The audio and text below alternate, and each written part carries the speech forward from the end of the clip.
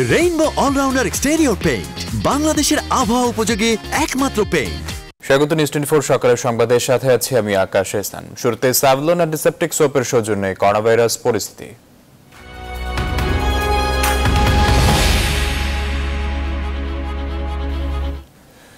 এবার বিস্তারিত। প্রাণঘাতী করোনা ভাইরাসে বিশ্বজুড়ে মৃতের সংখ্যা 1,70,000 ছাড়িয়েছে। আক্রান্ত 24,80,000 মানুষ। যুক্তরাষ্ট্রে একদিনে মারা গেছে 2,000 মানুষ। এ নিয়ে মোট 42,489 জনের প্রাণহানি ঘটেছে। এদিকে আশার আলো দেখছে ইউরোপ, সেখানে সংক্রমণ অনেকটাই কম এসেছে। ইতালিতে করোনা ভাইরাসে আক্রান্ত হয়ে গত 24 ঘন্টায় কমেছে সংক্রমণ। একদিনে দেশটিতে করোনায় মারা গেছেন অন্তত 454 জন, যা অন্যান্য দিনের তুলনায় অনেক কম। স্পেনে কমেছে মৃত্যুর হার। ব্রিটেনে করোনা ভাইরাসে আক্রান্ত হয়ে গত 2 সপ্তাহের মধ্যে সর্বনিম্ন মৃত্যু হয়েছে গত 24 ঘন্টায়। সোমবার দুপুর পর্যন্ত মৃত্যু হয়েছে 450 জনের। এদিকে করোনায় চীনকে দায়ী করে 13,000 কোটি পাউন্ড ক্ষতিপূরণ চেয়েছে জার্মানি। একই কারণে এরই মধ্যে চীনের বিরুদ্ধে ক্ষোভ প্রকাশ করেছে ফ্রান্স, ব্রিটেন ও যুক্তরাষ্ট্র। করোনা ভাইরাস মহামারীর কারণে চাহিদা কমায় তীব্র চাপের মুখে পড়েছে বিশ্ব জ্বালানি তেলের বাজার। ফলে যুক্তরাষ্ট্রে জ্বালানি তেলের বাজারে নেমেছে ধস। মার্কিন ক্রুড অয়েল অর্থাৎ অপরিশোধিত তেলের দাম শূন্যের নিচে চলে গেছে। গত 20 বছরের মধ্যে তেলের দাম সর্বনিম্নে পৌঁছেছে যুক্তরাষ্ট্রে।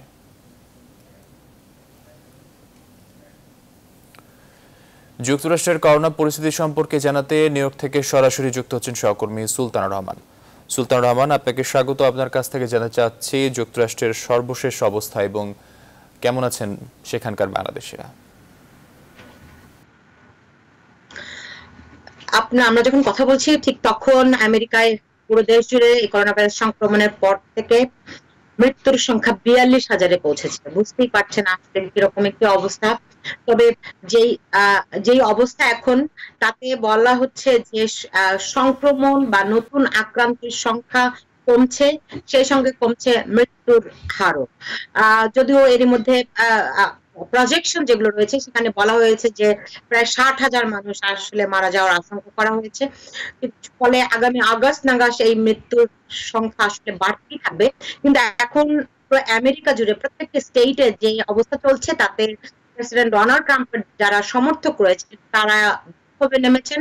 তারা দেশ সচল করতে চান এবং তারা বলছেন যে এটি তাদের ব্যক্তি স্বাধীনতায় হস্তক্ষেপ। তারা বলছেন, বিক্ষোভকারীরা তারা বলছেন যে যারা করোনা আক্রান্ত তাদেরকে বাধ্য করা তাদের ব্যক্তি স্বাধীনতায় হস্তক্ষেপ, এই অভিযোগে তারা অধিকাংশ স্টেটেই, বিশেষ করে রিপাবলিকান যে স্টেট গুলো রয়েছে সেগুলোতে তারা বিক্ষোভ করছেন। প্রেসিডেন্ট ডোনাল্ড ট্রাম্পও তাদেরকে বেশ মদত দিচ্ছেন বলে অভিযোগ রয়েছে, কারণ তিনি টুইটে এই বিক্ষোভকারীদের পক্ষে অবস্থান নিচ্ছেন। এমনকি তিনি প্রতিদিনকার যে করোনা ভাইরাস সংক্রান্ত টাস্ক ফোর্স হয় সেখানেও তিনি তাদের প্রশংসা করছেন। এবং আপনি তো জানেন যে প্রেসিডেন্ট ট্রাম্প তার পরিকল্পনা ঘোষণা করেছে, এর মধ্যে বেশ কয়েকটি স্টেট নতুন করে সচল করার উদ্যোগ নিয়েছে, ধীরে ধীরে কিভাবে জনজীবন সচল করা যায়। কিন্তু এখনো যে হারে মৃত্যু হচ্ছে, মানুষ আক্রান্ত হচ্ছে, তা যদি পুরোপুরিভাবে নিয়ন্ত্রণে আনা না যায় এবং আক্রান্ত ব্যক্তিকে শনাক্ত করে তাকে বিচ্ছিন্ন করার পরে আসলে জনজীবন সচল করার পক্ষে অধিকাংশ স্টেটের গভর্নররা, এরকম একটি অবস্থায় আসলে গভর্নররা অনেকখানি অসহায় বোধ করছেন। কারণ যখন বিক্ষোভ চলে রাস্তাঘাটে, তারা এই বিক্ষোভকারীরা কেউ সামাজিক দূরত্ব বজায় রাখার যে নির্দেশনাগুলো রয়েছে সেগুলো তারা মানছেন না। এরকম একটি অবস্থায় আসলে মানুষের ভিতরে সংশয় বাড়ছে। কিন্তু আপনি জানেন আমেরিকায় প্রতিনিয়ত প্রত্যেক সপ্তাহে বিভিন্ন গুরুত্বপূর্ণ ইস্যু নিয়ে জনমত জরিপ হয়। সেই জনমত জরিপে 60% মানুষ প্রকাশ করেছেন যে তাড়াহুড়ো করে যদি দেশ সচল করা হয় তাহলে তাদেরকে আরো বেশি ভীতি সঞ্চারিত করে। গভর্নররা বলছেন যে তারাও চান সবকিছু সচল করতে। এই সচল করার সবচেয়ে বেশি সোচ্চার নিউ ইয়র্কের গভর্নর অ্যান্ড্রু কুমো। তিনি বলছেন যে নিউ ইয়র্কে এরই মধ্যে 10 থেকে 15 বিলিয়ন ডলারের বাজেট ঘাটতি হয়েছে এই করোনা ভাইরাস মোকাবেলা করতে গিয়ে। অন্যদিকে রাজস্ব থেকে কোনো রাজস্ব থেকে বঞ্চিত হচ্ছে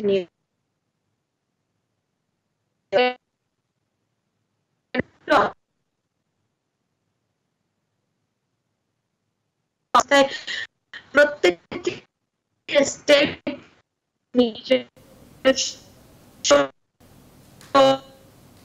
বা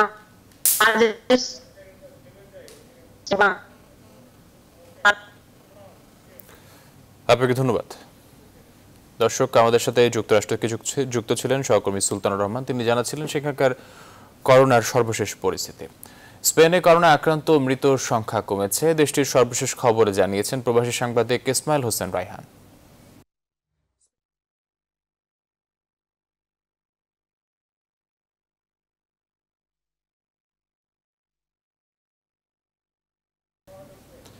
দর্শক, স্পেনের সর্বশেষ সংবাদ জানাচ্ছেন প্রবাসী সাংবাদিক শাহাদুল সোহেদ। স্পেনে করোনা ভাইরাস আক্রান্ত রোগীর সংখ্যা 2 লাখ ছাড়িয়েছে, মৃত্যুর সংখ্যা ছাড়িয়েছে 20,000। বর্তমানে দেশটি দ্বিতীয় মেয়াদের জরুরি অবস্থায় রয়েছে, যার মেয়াদ শেষ হওয়ার কথা আগামী 26 এপ্রিল।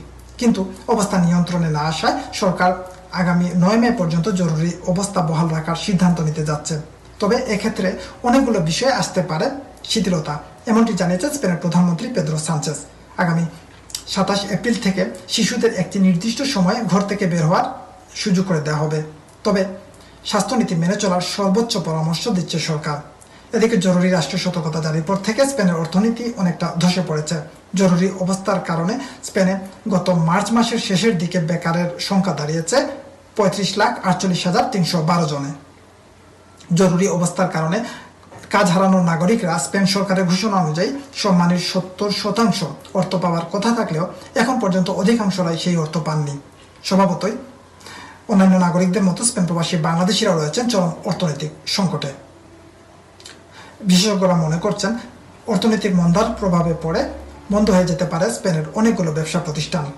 স্পেনের বাৎসরিক রাজস্ব আয়ের শতকরা 15% আসে পর্যটন খাত থেকে, কিন্তু বর্তমান পরিস্থিতিতে পর্যটন খাত ধসের কারণে এখানকার বাংলাদেশিরা যারা পর্যটন নির্ভর ব্যবসার সাথে জড়িত তারা চোখে মুখে অন্ধকার দেখছেন। করোনা পরিস্থিতির উন্নতি হচ্ছে ইউরোপের দেশ ইতালিতে, সেখানকার সর্বশেষ অবস্থা জানিয়েছেন সহকর্মী রিয়াজ হোসেন। ভাইরাসে আক্রান্ত রোগীর সংখ্যা ইতিমধ্যে কমতে শুরু করেছে। কোভিড-19 প্রকোপ কমতে শুরু করায় নাগরিকদের মাঝে স্বস্তি ফিরে এসেছে। আক্রান্ত রোগীর সংখ্যা দিনের দিন কমতে শুরু করায় বিভিন্ন জায়গায় লকডাউন শিথিল করা হচ্ছে। এদিকে বিভিন্ন ব্যবসা প্রতিষ্ঠান খুলতে শুরু করেছে ব্যবসায়ীরা।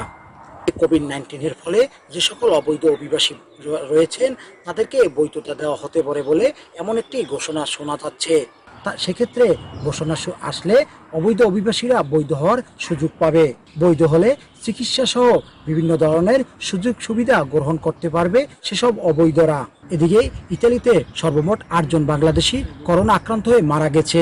নতুনভাবে প্রবাসী বাংলাদেশিদের করোনা আক্রান্ত হওয়া বা মৃত্যুর সংবাদ পাওয়া যায়নি। তবে প্রবাসী বাংলাদেশিরা এই মুহূর্তে রয়েছে আর্থিক সংকটে। বাহরাইনের করোনার পরিস্থিতির সর্বশেষ তথ্য জানিয়েছেন সাংবাদিক আকরাম টিটু।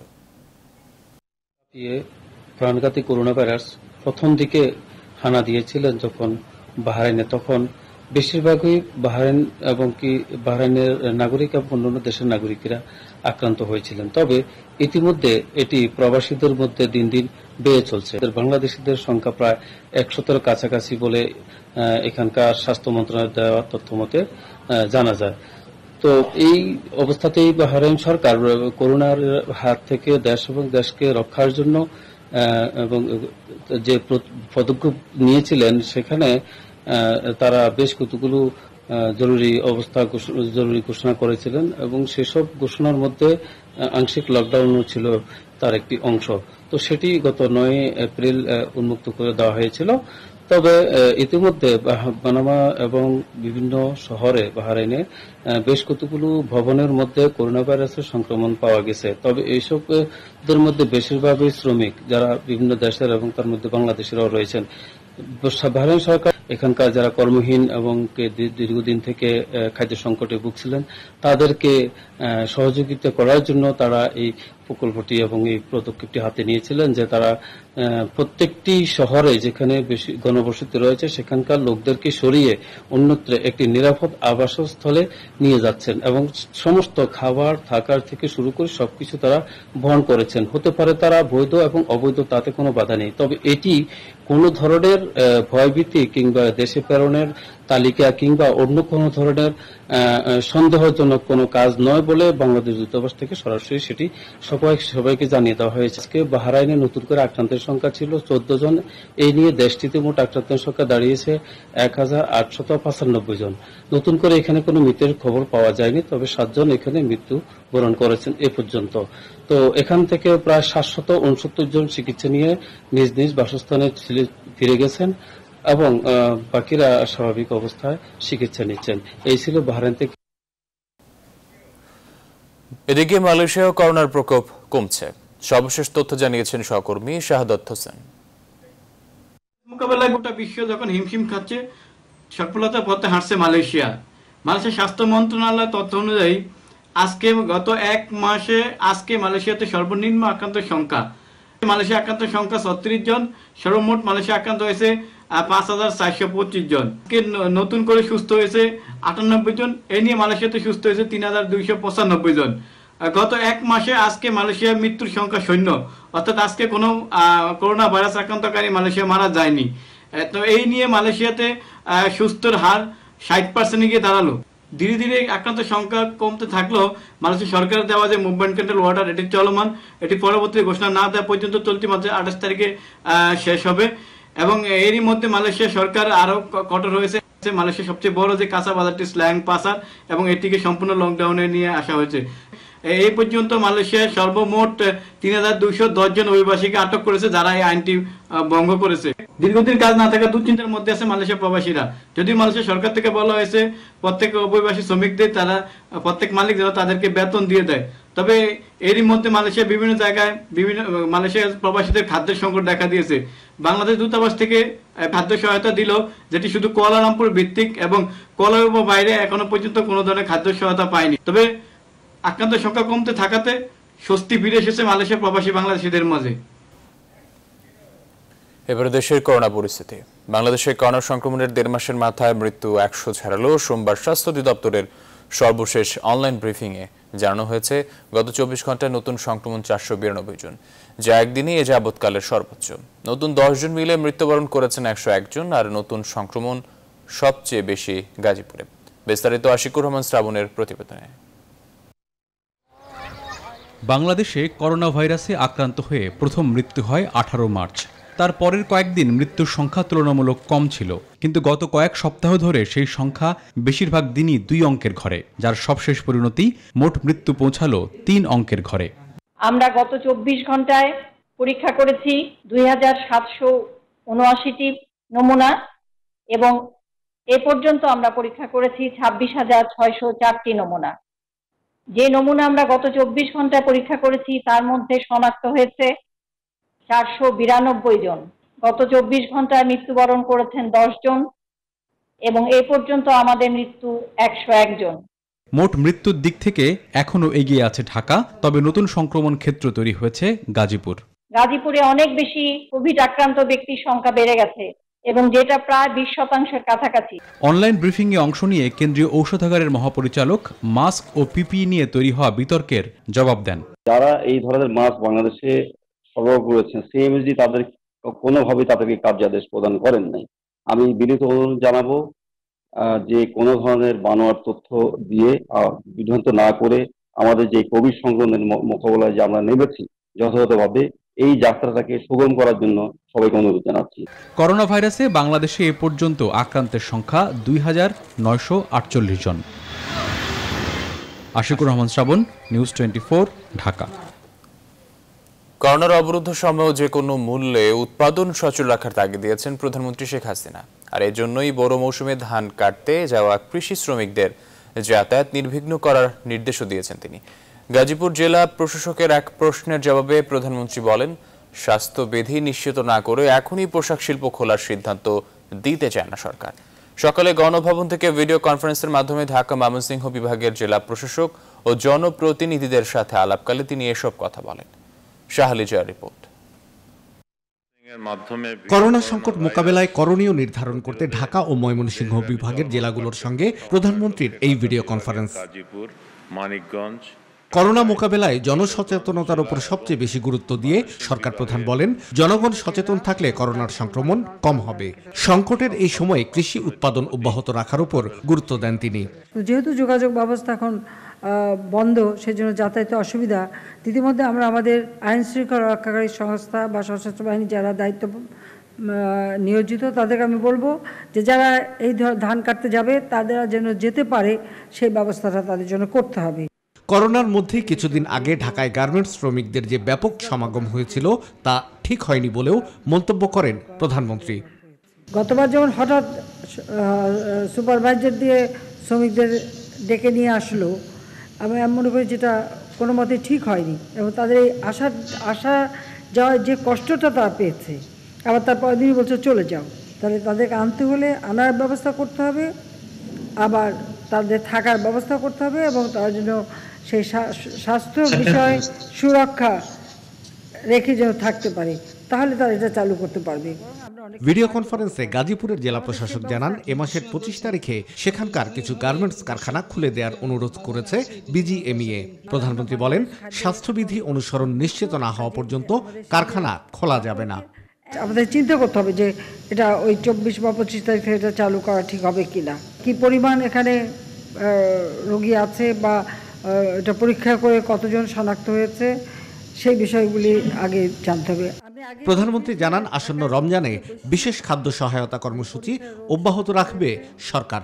যেহেতু এখন আমাদের মন্ত্রণালয়ের কাজগুলি অনেকটা সীমিত হয়ে গেছে, আমি বিভিন্ন একটা জেলা একজন সচিবকে দায়িত্ব দিয়েছি যে এই ত্রাণ এবং স্বাস্থ্য সুরক্ষার কাজগুলি যথাযথভাবে হচ্ছে কিনা তারা সেই সমস্ত জেলায় খোঁজ খবর নেবেন। শাহ আলী জয়, নিউজ 24, ঢাকা। চিকিৎসক সহ স্বাস্থ্যকর্মীদের থাকা ও যাতায়াতের ব্যবস্থা করতে জেলা প্রশাসক ও সিভিল সার্জনদের নির্দেশ দেওয়া হয়েছে। এ বিষয়ে জরুরি নির্দেশনা স্বাস্থ্যসেবা বিভাগ থেকে ডিসিদের কাছে পাঠানো হয়েছে।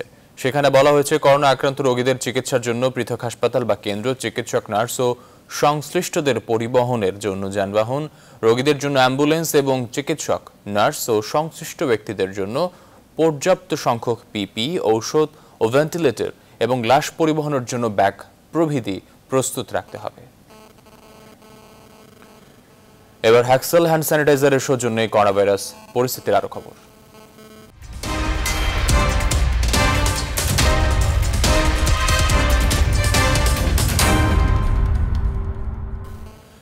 মানুষের এমন দুঃসময় যেসব জনপ্রতিনিধি পাশে নেই, এর দায়ে রাজনীতি থেকে তাদের বিদায় করা উচিত বলে মনে করেন বিশিষ্ট নাগরিকেরা। একই কারণে আওয়ামী লীগের, বিএনপির একাধিক নেতা, এমনকি রাজধানীর 2জন এমপি ও তাদের সহকর্মীদের এমন আচরণে অনেকটাই ক্ষুব্ধ। বিস্তারিত তৌহিদ শান্তর প্রতিবেদনে। এ এক নতুন শব্দ, লকডাউন। রিকশা চালকের রিকশা চলে না, কুলি মুটে মজুরদের কাজ বন্ধ। যাদের জীবন দিন আনি দিন খাই বাক্যকে অনুসরণ করত, আজ তাদের জীবন যে কি দুঃসহ। এমন দাঁড়িয়ে থাকা, খাবারের প্রত্যাশায় সারি সারি হাতের এমন চাওয়াই বলে দেয় কেমন কাটছে রাজধানীর ঢাকার জীবন। আর এই সময়টায় মানুষের পাশে নেই রাজধানীর অধিকাংশ সংসদ সদস্য। 2-1জন হয়তো কিছু খাবার দিচ্ছেন, তারাও ক্ষুব্ধ সহকর্মী এমপিদের প্রতি। আমার ঢাকা শহরের আমার সংসদে যারা কলিগ আছেন, আমি তাদেরকে বলবো, এই মুহূর্তে হালাল দায়িত্ব সেটা হলো জনগণের পাশে থাকা। জনপ্রতিনিধি যাদের অর্থনৈতিক অবস্থা ভালো, এই মুহূর্তে জনগণের পাশে, নিম্ন আয়ের মানুষের পাশে তাদের দাঁড়ানো উচিত এবং এটা শতকরা 100%। বিরোধী দল হিসেবে বিএনপির সাফাই, তারা যেহেতু ক্ষমতায় নেই, মানুষের পাশে দাঁড়ানোর মূল দায়িত্ব সরকারি দলের নেতাদের। সরকারি কোনো বরাদ্দ না, এটা একান্তভাবে আমাদের নিজস্ব, তাদের যে সাহায্য দরকার তাদেরকে সাহায্য করো।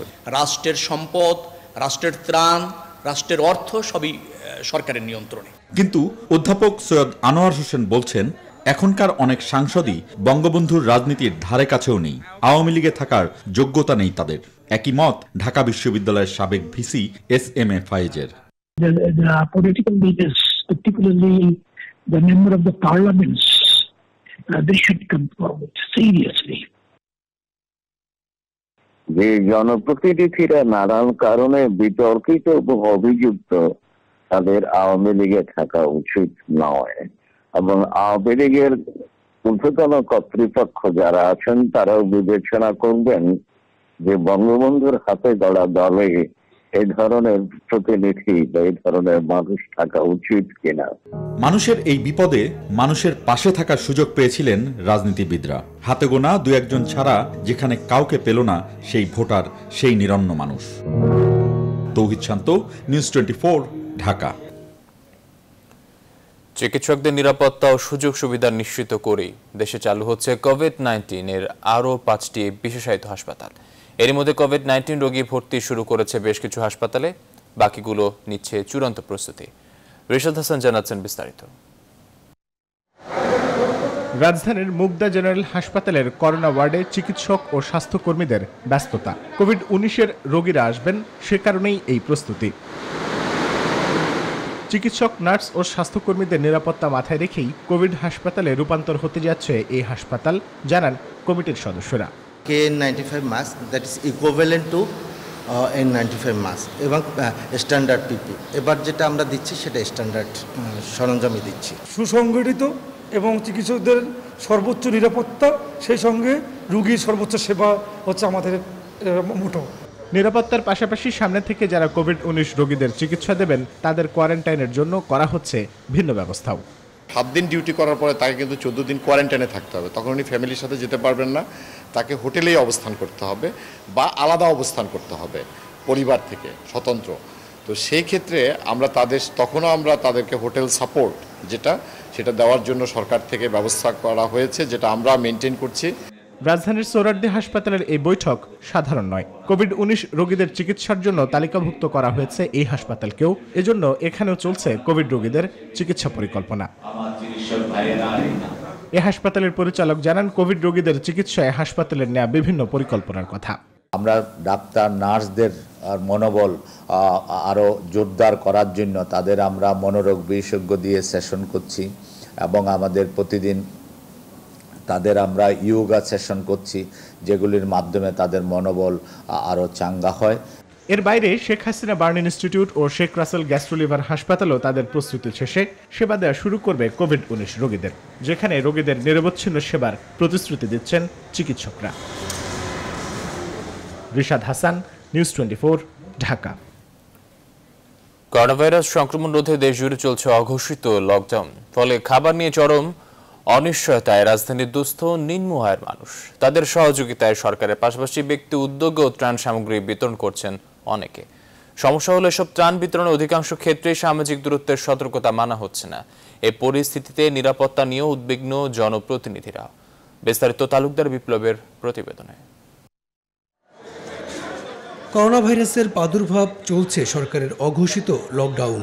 এই পরিস্থিতিতে দুস্থ ও নিম্ন আয়ের মানুষ কিংবা রাজধানীর বিভিন্ন এলাকায় কোয়ারেন্টাইনে থাকা মানুষের ঘরে ঘরে ত্রাণ সামগ্রী পৌঁছে দিতে মাঠে জনপ্রতিনিধিরা।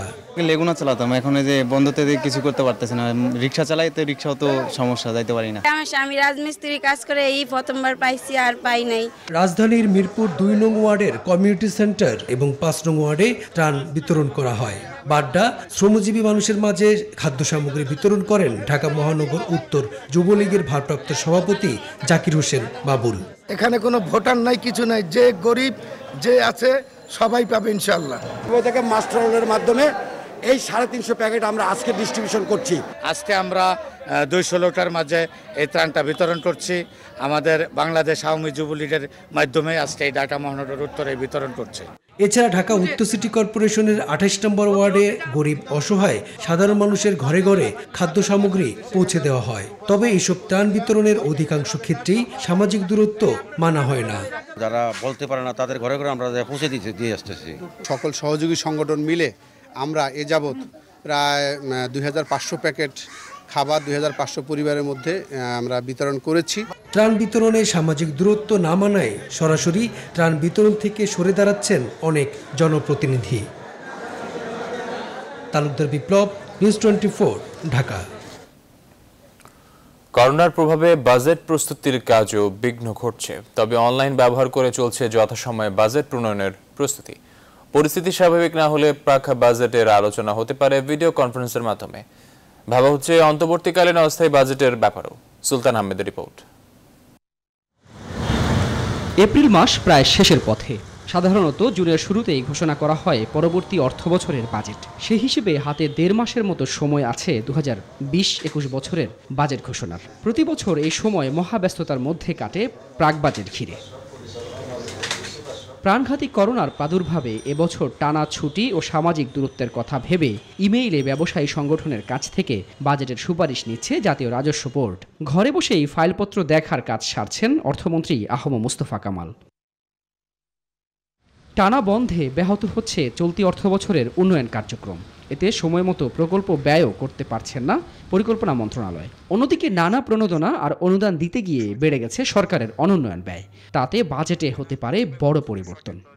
যত টাকা সেভিং বেরোবে বিভিন্ন আনইউটিলাইজড খাত থেকে বা আনইউটিলাইজড প্রকল্প থেকে, ইতিমধ্যে আমরা তৈরি আছে সেটাকে পুনঃ বরাদ্দের জন্য করোনা রিলেটেড ইমার্জেন্সি কাজ, যেটা মাননীয় প্রধানমন্ত্রী বলেছেন। পরিকল্পনা মন্ত্রী আরও জানান, করোনার সময়ে অস্থায়ী বাজেটের বিষয়টিও রয়েছে সরকারের ভাবনায়।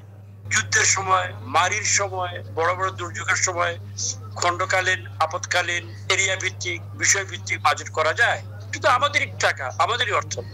চলতি অর্থবছরের প্রথম 8 মাসের প্রবৃদ্ধি ছিল পরিকল্পনা মাফিক, তবে শেষ 4 মাসের প্রভাবে কমে আসতে পারে প্রবৃদ্ধির হার। বিশ্বব্যাংক এরই মধ্যে পূর্বাভাস দিয়েছে প্রবৃদ্ধি নেমে আসতে পারে 2 থেকে 3% ঘরে, যদিও অর্থমন্ত্রীর দাবি তা 6-এর নিচে নামবে না। অর্থনীতিবিদরা বলছেন, বাজেট নিয়ে না ভেবে এখন প্রয়োজন দুর্যোগ মোকাবেলা করা।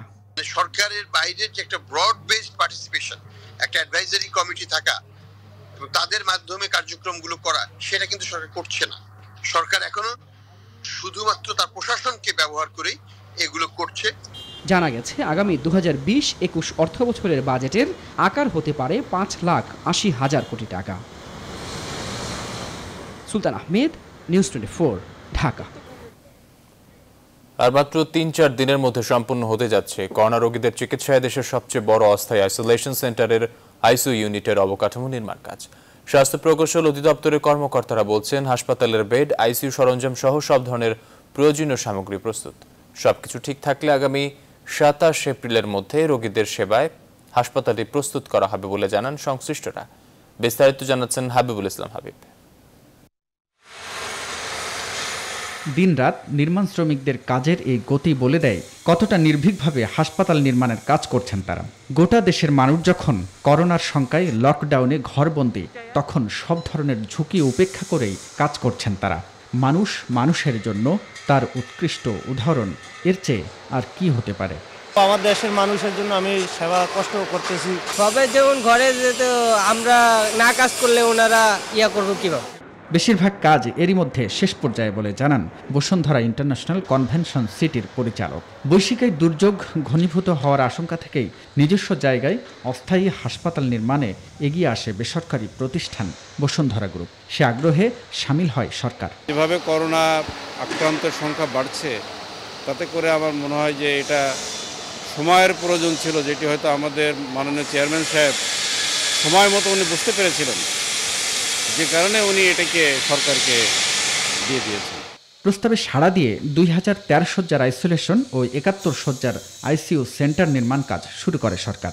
তত্ত্বাবধানে থাকা স্বাস্থ্য প্রকৌশলী অধিদপ্তরের কর্মকর্তারা জানান, চিকিৎসক, নার্স এবং রোগীদের জন্য আলাদা রুম নির্মাণ কাজ শেষ পর্যায়ে, আর বেড, চিকিৎসা সরঞ্জামও রাখা হয়েছে প্রস্তুত। আমরা আশাবাদী যে আমরা 25 তারিখের মধ্যে আমরা আমাদের টার্গেট অর্জন করতে সমর্থ হব। অবকাঠামোগত কাজ আমাদের শুধু প্লেসমেন্ট করতে বাকি। আমাদের 2-3টা হল রুমে অলরেডি আমরা বেড প্লেস করে ফেলেছি। কাজ শেষ হলে করোনা মোকাবিলায় এই হাসপাতালটি হবে দেশের স্বাস্থ্যসেবায় এক অনন্য দৃষ্টান্ত বলে মনে করেন সংশ্লিষ্টরা। হাবিবুল ইসলাম হাবিব, নিউজ 24, ঢাকা। সংবাদে নিচ্ছে একটি বিরতির সঙ্গে থাকুন। আবারও স্বাগত, দেখছেন নিউজ 24 সংবাদ। ঢাকার sir Salimullah medical college Mitford হাসপাতালে স্বাস্থ্যকর্মীদের মধ্যে ব্যাপকভাবে করোনা ভাইরাস সংক্রমণ ছড়িয়ে পড়েছে। হাসপাতালের 23 ডাক্তার এবং 19 জন নার্স ও কর্মী সহ মোট 42 জন সংক্রমিত হয়েছেন।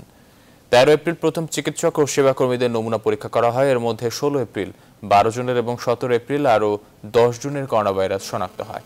রোববার আরও 13 জন চিকিৎসক এবং 7 জন নার্সের করোনা ভাইরাস শনাক্ত হয়। আক্রান্তদের সবাইকে আইসোলেশনে নেওয়া হয়েছে। এদের মধ্যে কয়েকজন হাসপাতালে ভর্তি রয়েছেন। আক্রান্তদের পরিবারের সদস্য ও কাছের মানুষদের কোয়ারেন্টাইন করা হয়েছে। এত বেশি সংখ্যক চিকিৎসক এবং সেবাকর্মী আক্রান্ত হয়ে পড়ায় প্রতিষ্ঠান হিসেবে কোনো ব্যবস্থা নেওয়ার প্রয়োজন আছে কিনা সে বিষয়ে মতামত চেয়ে স্বাস্থ্য অধিদপ্তরকে চিঠি দেওয়া হয়েছে। এদিকে খুলনা মেডিকেল কলেজের 3 জন শিক্ষক করোনা আক্রান্ত হওয়ায় কলেজের একাডেমিক ভবনের প্রশাসনিক ব্লক, গেস্ট হাউস ও টিচার্স লাউঞ্জ লকডাউন ঘোষণা করা হয়েছে। আক্রান্ত ওই 3 জন শিক্ষকই কলেজের গেস্ট হাউসে থাকতেন। সলিমুল্লাহ মেডিকেল কলেজে যে ঘটনাটা ঘটেছে সেটা হলো একটা গাইনি বিভাগে এবং সার্জারি বিভাগে। সেখানে তারা কিন্তু নট কোভিড রোগীর চিকিৎসা দিতে গিয়ে চিকিৎসক এবং স্বাস্থ্যকর্মীরা আক্রান্ত হয়েছেন, কারণ রোগী তথ্য গোপন করেছেন। দ্বিতীয় কথা হচ্ছে যে যেহেতু ওটা নন কোভিড তারা চিকিৎসা দিচ্ছিলেন, সেই হিসেবে তাদের পর্যাপ্ত যে পার্সোনাল প্রোটেকশন ইকুইপমেন্ট যেটাকে আমরা বলি সেই পিপি কিন্তু তারা পরিহিত ছিলেন না। প্রশাসন যেহেতু বলছেন যারা নন কোভিড চিকিৎসা দিবেন তাদের পিপির প্রয়োজন নেই, স্বাভাবিকভাবেই তাদেরকে হয়তো সেই পর্যাপ্ত মানসম্মত পিপি সরবরাহ করা হয়নি। প্রাণঘাতী করোনা প্রতিরোধে মানুষের ঘরে থাকা আর সামাজিক দূরত্ব নিশ্চিত করতে কঠোর অবস্থানে আছে সেনাবাহিনী। পাশাপাশি চিহ্নিত ব্যক্তিদের কোয়ারেন্টাইন নিশ্চিত করার বিষয়টিও দেখভাল করছেন তারা। রাজধানীর প্রধান সড়কগুলোতে তল্লাশি চালিয়ে মানুষের অবাধ বিচরণ নিরুৎসাহিত করছে পুলিশ, আর মানুষকে সচেতন করতে ব্যস্ত সময় পার করছে এলিট ফোর্স র্যাব। আরো জানাচ্ছেন তানজির মেহেদী। করোনা ভাইরাসের প্রকোপ বাড়ছে আক্রান্তের সংখ্যা, থামছে না মৃত্যুর মিছিল। তারপরেও সরকারের নির্দেশনা অমান্য করে অনেকেই আসছেন ঘরের বাইরে, নিশ্চিত করছেন না সামাজিক দূরত্ব। সোমবার মিরপুর 10 নম্বরে ত্রাণের দাবিতে জড়ো হন বিভিন্ন ক্যাম্পের বিহারিরা। এ সময় বিহারি জনগোষ্ঠীর কয়েকশো লোক সড়কে অবস্থান নেন। কোনো সামাজিক দূরত্ব মানছিলেন না তারা। করোনার ভয়াবহতা ঠেকাতে তাদের ছত্রভঙ্গ করে দেয় সেনাবাহিনী। কখনো চড়া গলায়, কখনো বুঝিয়ে শুনিয়ে তাদের ফেরত পাঠানো হয় যার যার ঘরে। প্রত্যেকটা দোকানের সামনে আপনারা অলরেডি নোটিস করেছেন যে মার্কিং করে দেওয়া আছে যাতে এক দোকানের সামনে একসাথে 5-6 জন ভিড় না হয়, ভিড় হলেও যাতে একটি নির্দিষ্ট দূরত্ব মেনটেন করতে পারে, এই জন্য আমরা সেফটি মার্কিং করে দেওয়ার ব্যবস্থা করেছি। কুর্মিটোলায় কড়া প্রহরায় দেখা যায় পুলিশ সদস্যদের। রাস্তায় নামা সব গাড়িতে চালান তল্লাশি। অকারণে যারা বাড়ির বাইরে বের হয়েছেন ফিরিয়ে দেন তাদের। প্রয়োজনে আরও কঠোর হওয়ার হুঁশিয়ারি দিয়েছে পুলিশ।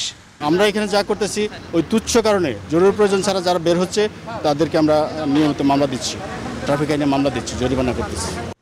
মানুষকে সচেতন করতে সড়কে অবস্থান নিয়েছে র্যাবও। গাড়ি তল্লাশির পাশাপাশি সরকারি নিয়ম অমান্যকারীদের বিরুদ্ধে তারা নিচ্ছে আইনি ব্যবস্থা। মোবাইল কোর্টের মাধ্যমে প্রায় শতাধিক ব্যক্তিকে আমরা জরিমানা করেছি। আমরা আশা করব জনগণ এই সচেতন হবে এবং সচেতনতাই একমাত্র করোনা ভাইরাস থেকে আমাদেরকে মুক্ত রাখতে পারে। গাড়িবহর নিয়ে মাইকিং করেও জনসাধারণকে সচেতন করছে র্যাব। তানজির মেহেদী, নিউজ 24, ঢাকা। একদিকে করোনা ভাইরাসে আক্রান্ত হওয়ার ভয়, অন্যদিকে ক্ষুধার অসহ্য যন্ত্রণা, এমনই দুর্বিষহ সময় পার করছেন বাংলাদেশের সবচেয়ে বড় শ্রমবাজার সৌদি আরবে থাকা প্রবাসী শ্রমিকরা। সবচেয়ে বেশি মানবেতর জীবনযাপন করছেন কথিত ফ্রি ভিসায় থাকা কর্মীরা। কোভিড-19 সংক্রমণের শুরুর দিকে ব্যাংক লোন নিয়ে নতুন ভিসায় আসা কর্মীরা গভীর সংকটে নিমজ্জিত। মহামারীর এই সময়ে সামাজিক দূরত্ব তাদের কাছে যেন নিতান্তই বিলাসিতা। এই অবস্থা থেকে বাঁচতে সরকারের হস্তক্ষেপ কামনা করছেন সংশ্লিষ্টরা। সৌদি আরব প্রতিনিধি মোহাম্মদ আলামিনের পাঠানো তথ্য ও ছবিতে বিস্তারিত জানাচ্ছেন শেজে ইসলাম। করোনা মহামারীতে বিশ্বের বিভিন্ন প্রান্তের মানুষ যখন কোয়ারেন্টাইনে, তখন বাংলাদেশের সবচেয়ে বড় শ্রমবাজার সৌদি আরবের প্রবাসী শ্রমিকরা এক রুমে 15-20 জন গাদাগাদি করে না খেয়ে জীবনযাপন করছেন। সামাজিক দূরত্ব এবং রোগ প্রতিরোধ ক্ষমতা বাড়ার খাবার তো দূরের কথা, তাদের দিন কাটে শুকনো রুটি খেয়ে। এর মধ্যে বাড়তি যন্ত্রণা হিসেবে যোগ হয়েছে সৌদিতে আসার জন্য ব্যাংক থেকে নেওয়া লোন আর পরিবারের আর্থিক তাড়না। আমাকে বাঁচান, আমরা প্রবাসী লোন তুলে আমরা আসছি। আমাদের দায়িত্ব কে আছে সেটা আমরা জানি না। আমাদের কোন খাবার দাবার নাই, কোন থাকার জায়গা নাই। আমার কাজটা জানা আমরা কিছু বলে এখন মাইদুর করে লাঠি লোড়া লই আই। শ্রমিকদের পাশাপাশি তাদের পরিবারও দেশে কষ্টে আছেন। সরকারের দেওয়া প্রণোদনায় প্রবাসীদের পরিবারকে যুক্ত করার দাবি জানিয়েছেন প্রবাসী কমিউনিটির নেতারা। যারা আক্রান্ত হয়েছেন তাদেরকে সুচিকিৎসা দেওয়ার জন্য সৌদি আরব সরকার আপ্রাণ চেষ্টা করে যাচ্ছে এবং তারা সুচিকিৎসা দিয়েও যাচ্ছে। যারা ঘরে অবস্থান তাদেরকে খাবারের চাহিদা মেটানোর জন্য কমিউনিটি নেতৃবৃন্দ এগিয়ে এসেছেন। আমাদের প্রবাসীদের যাদের দরকার তাদেরকেও সহযোগিতা করে যাবেন। দূতাবাস এবং বাংলাদেশ গণপ্রজাতন্ত্রী বাংলাদেশ সরকারের কাছে আমার আহ্বান থাকবে যে এই দরিদ্র প্রবাসীদের পাশে দাঁড়ানোর জন্য, সাহায্য সহায়তা করার জন্য। সৌদি স্বাস্থ্য মন্ত্রণালয়ের তথ্য অনুযায়ী দেশটিতে এ পর্যন্ত ৯,৩৬২ জন করোনায় আক্রান্ত হয়েছেন, যার মধ্যে ৭৯% বিদেশি নাগরিক। মৃত ৯৭ জনের মধ্যে বাংলাদেশি ১৮ জন। এ অবস্থায় দূতাবাসের মাধ্যমে প্রবাসীদের জন্য পর্যাপ্ত সহায়তার দাবি জানিয়েছেন প্রবাসীরা। চরম খাদ্য এবং অর্থ সংকটে ভুগছেন বেশিরভাগ প্রবাসী।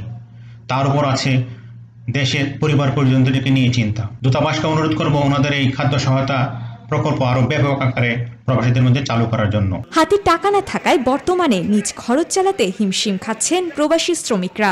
এই অচল অবস্থা আরও কিছুদিন চলতে থাকলে চরম মানবেতর পরিস্থিতির সৃষ্টি হবে বলে ধারণা করছেন বিশ্লেষকরা। Desk report, news 24। সৌদি আরবের করোনার পরিস্থিতির সর্বশেষ খবর আমাদের জানিয়েছেন সহকর্মী আলামিন। সৌদি আরবে ১,১২২ জন নতুন করে করোনা ভাইরাসে আক্রান্ত হওয়ার খবর জানিয়েছে সৌদি স্বাস্থ্য মন্ত্রণালয়। এই নিয়ে মোট আক্রান্তের সংখ্যা দাঁড়িয়েছে ১০,৪৮৬ জন। এছাড়াও মৃত্যুবরণ করেছেন গত ২৪ ঘন্টায় ৬ জন। এই নিয়ে মোট মৃতের সংখ্যা দাঁড়িয়েছে ১০৩ জন। এছাড়াও অসুস্থ হয়ে বাড়ি ফিরেছে ১,৪৯০ জন। তো গত সপ্তাহ চাইতে এই সপ্তাহে কিন্তু প্রতিদিনই আক্রান্তের সংখ্যা দ্বিগুণ হচ্ছে।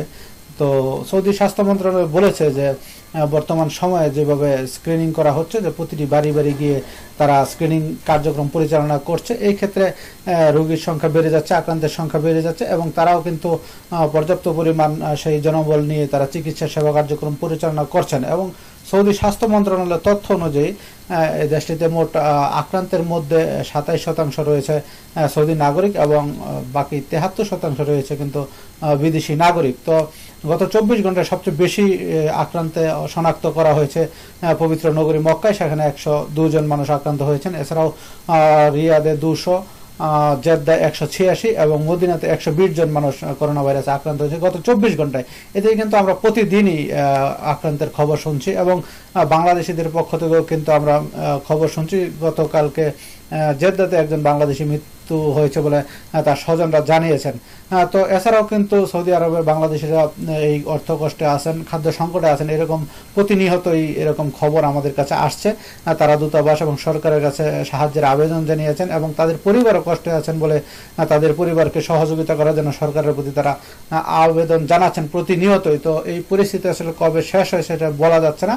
তো এখন সবাইকে ধৈর্য ধারণ করে পরিস্থিতি মোকাবেলা করার জন্য বলা হয়েছে এবং ঘরে থাকতে বলা হয়েছে, কারণ এর কোনো চিকিৎসা নেই। ঘরে থাকাই একমাত্র এর প্রতিরোধ ব্যবস্থা বলে মনে করছেন সংশ্লিষ্টরা। দর্শক, সংবাদে নিচ্ছে আরেকটি বিরতির সঙ্গে থাকুন। আবারও স্বাগত সংবাদে। খাবারের জন্য বাড়ছে হাহাকার, নিম্ন আয়ের মানুষ ত্রাণ না পেয়ে সড়কে নামছেন। আজ ঢাকা আরিচা মহাসড়ক ৩ ঘন্টা অবরোধ করা হয়েছিল।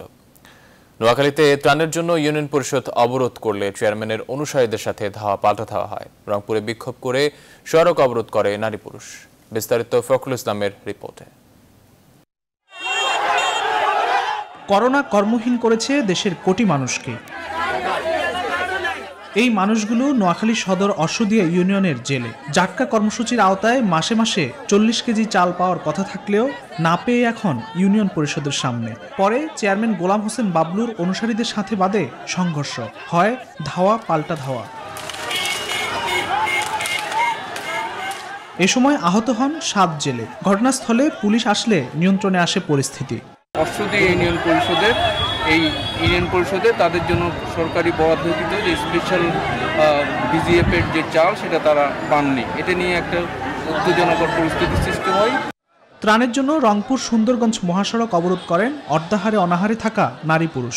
গেল 1 মাস কাজকর্ম না থাকায় খেটে খাওয়া এসব নারী পুরুষ ত্রাণ সহায়তা না পেয়ে রাস্তায় নামেন। পরে আইনশৃঙ্খলা রক্ষা বাহিনীর সদস্য ও ম্যাজিস্ট্রেট ঘটনাস্থলে এসে খাদ্য সরবরাহের আশ্বাস দিলে অবরোধ তুলে নেন তারা।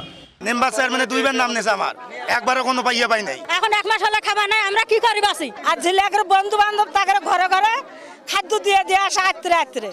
ত্রাণের জন্য অর্ধাহারে অনাহারে থেকে সাভারের রাস্তায় নেমে আসে কর্মহীন শ্রমজীবী মানুষ। পরে 3 ঘন্টা ঢাকা আরিচা মহাসড়ক অবরোধ করে রাখে। এই সময় তারা খাদ্য সামগ্রী সহযোগিতার দাবি জানান। না খেয়ে আছি, আমরা কিভাবে চলুম? সরকার কাম নাই, আমাদের টাকা নাই, পয়সা নাই, আমরা কি করবো?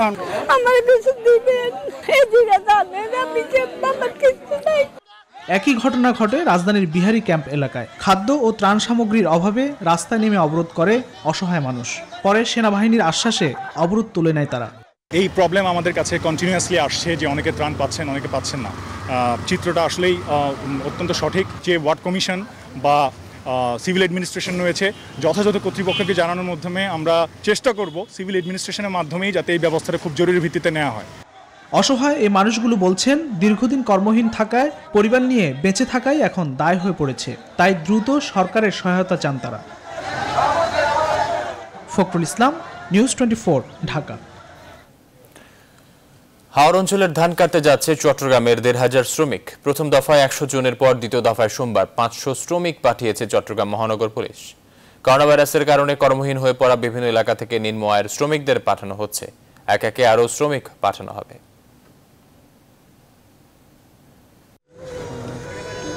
হাওর অঞ্চলে কৃষি শ্রমিকদেরকে এখান থেকে পাঠানো হচ্ছে কিশোরগঞ্জ, সুনামগঞ্জ এবং হবিগঞ্জের বিভিন্ন এলাকায়। পেসালাম গ্রুপ 19টি বাস দিয়েছে।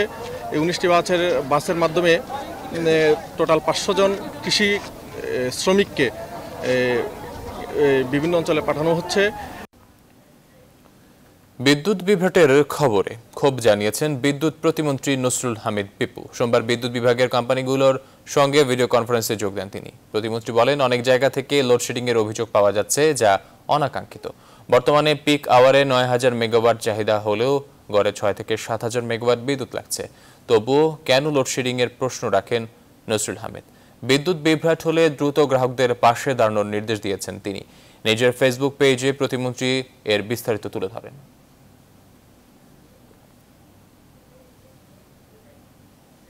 এবারে ফার্স্ট সিকিউরিটি ইসলামী ব্যাংক অর্থ বাণিজ্যের সংবাদ।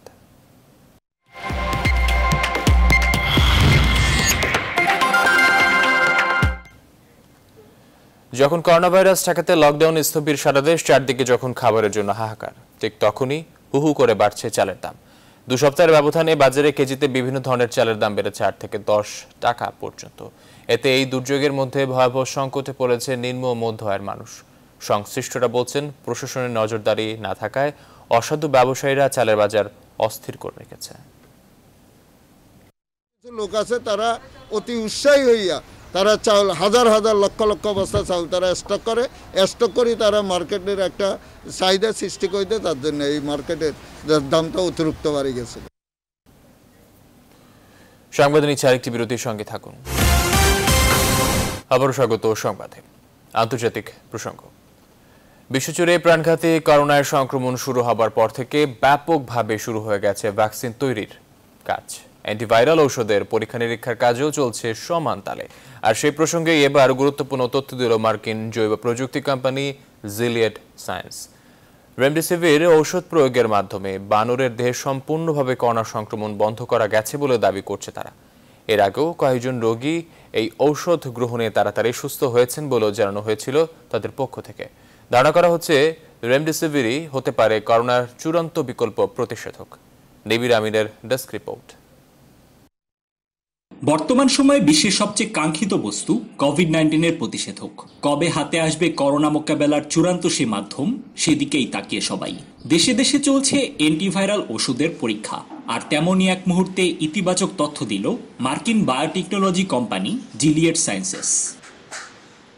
যুক্তরাষ্ট্রের জাতীয় অ্যালার্জি এবং সংক্রামক রোগ বিষয়ক প্রতিষ্ঠান NIAID এর গবেষক ডক্টর এনি ডে উইট জানান, উত্তর ভারতের 12টি রিসেস বানরের উপর পরীক্ষা চালিয়ে তাদের দেহে করোনা সংক্রমণ পুরোপুরি বন্ধ করতে সক্ষম হয়েছেন তারা।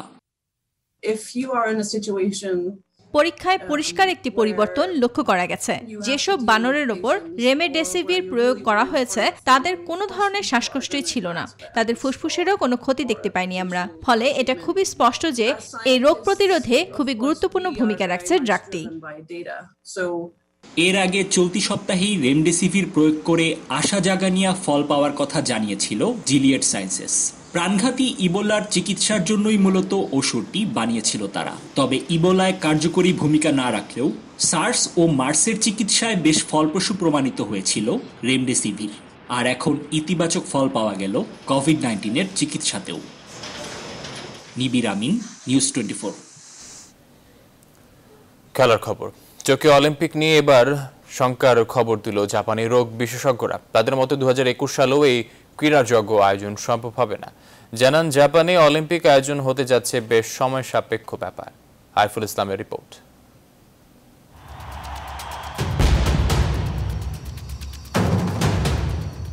কথা ছিল পুরো টোকিও জুড়ে বসবে ক্রীড়াঙ্গনের মেলা। কথা ছিল বহু প্রতীক্ষিত অলিম্পিক মশাল জ্বলবে এই বছরটায়। বজ্র গতিতে এক একজন ছুটবে ট্র্যাক অ্যান্ড ফিল্ডে, জলদেশের স্রোতে পাল্লা দিবে ডানা, শিহরণ জাগাবে, আনন্দ অশ্রু বয়ে যাবে। কিন্তু গোটা জাতি যখন অধীর অপেক্ষায়, তখন প্রাণঘাতী করোনায় টোকিও অলিম্পিকের ঠিকানা 2021 সালে। বিপদ আসলে চারপাশ থেকে আসে আশার বাণীর বিপরীতে হতাশার সুর। 2021 সালেও নাকি সম্ভব হবে না টোকিও অলিম্পিক আয়োজন, জানিয়েছেন জাপানের এই রোগ বিশেষজ্ঞ। সত্যি বলতে আমার মনে হচ্ছে না এবার অলিম্পিক আয়োজন সম্ভব হবে, কারণ এর জন্য অনেক বেশি সময় প্রয়োজন। তিনি বলেন, আগামী গ্রীষ্মের মধ্যে করোনা নিয়ন্ত্রণে সক্ষম হবে জাপান। তবে অলিম্পিকে অংশগ্রহণ করে থাকে 100-র বেশি দেশ, তাই অন্যান্য দেশ এই সময়ে কতটা নিয়ন্ত্রণ নিতে পারবে কোভিড-19 এই ব্যাপারে এখনো কোনো নিশ্চয়তা নেই।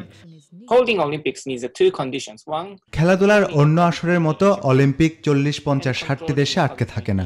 100টিরও বেশি দেশ অংশ নেয় এখানে। কিন্তু করোনা সংক্রমণের ঝুঁকির মধ্যে এত অ্যাথলেট আর দর্শকদের আমন্ত্রণ জানানো সত্যিই কঠিন। গ্রীষ্মের মধ্যে জাপান হয়তো রোগটি নিয়ন্ত্রণ করতে পারবে, অন্তত আমি তা বিশ্বাস করি। কিন্তু সারা দুনিয়ায় করোনা নিয়ন্ত্রণে আসবে বলে মনে হয় না।